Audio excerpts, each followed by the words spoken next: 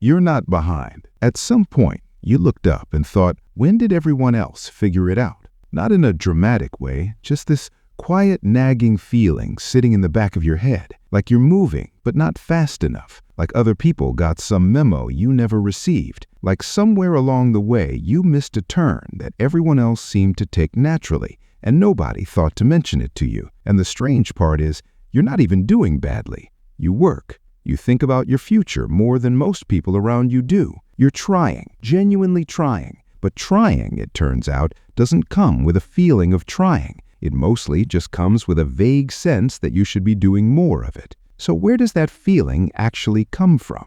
Here's what I think is really going on. When you see someone else's success, the job, the lifestyle, the clarity, the momentum, you're seeing the end of a story. That's the final frame, the finished product. What you don't see is the 2 years of confusion that came before it. The bad decisions they made and quietly never mentioned again. The period where they had absolutely no idea what they were doing, but they were very confident about it at dinner parties. Your brain takes that one polished frame and stacks it against your entire behind-the-scenes experience. Every doubt you've carried, every slow week, every moment you second-guessed yourself or felt like you were spinning your wheels. You're comparing their highlight reel to your unedited footage, the one with the bad lighting and the long silences, and the part where you spent 40 minutes on your phone when you were supposed to be working. That comparison was never fair. It was never even real, but it feels real. And in the moment, that's enough to mess with your entire sense of where you stand. And there's another layer to this that makes it worse. Even when you do make real progress, actual measurable progress, you barely let yourself feel it. You work towards something, you reach it, and almost immediately your mind has already moved on to what's next. No pause, no real acknowledgement, just forward, always forward. So from the inside, it constantly feels like nothing is happening, like you're running in place, even when, from the outside, anyone paying attention could see that you've grown, that things have shifted, that you're not who you were a year ago. But you don't see that because you're living inside it, and the brain doesn't hand out scorecards for internal growth. It just keeps scanning for what's missing. Very helpful, very relaxing, 10 out of 10 experience.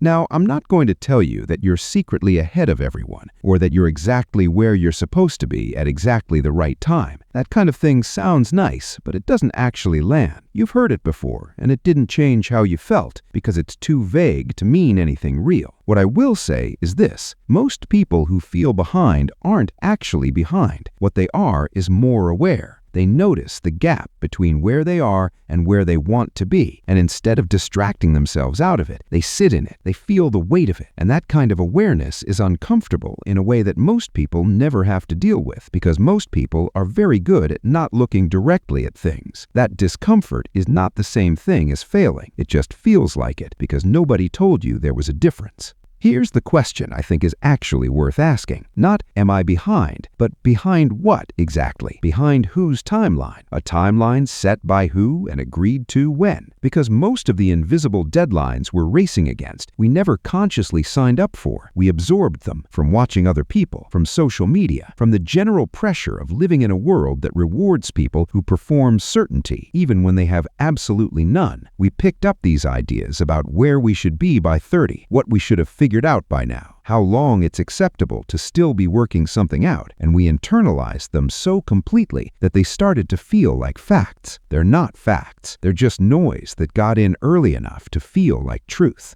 And then there's the phase a lot of people find themselves in, where things aren't fully clear yet, where you're still figuring out the direction, still adjusting, rethinking, rebuilding something that didn't work the first time, or the second time, or, okay, the third time, but that one was genuinely bad luck. And the brain looks at that phase and labels it as wasted time, as falling behind, as evidence that something is wrong with you specifically. But that phase is doing something. It's not nothing. The periods that look the least productive from the outside are often when the most important internal work is happening, when you're processing what went wrong, what you actually want, what kind of life you're trying to build, and why. That's not easy work, it's just invisible work, and invisible work never gets counted in the comparison.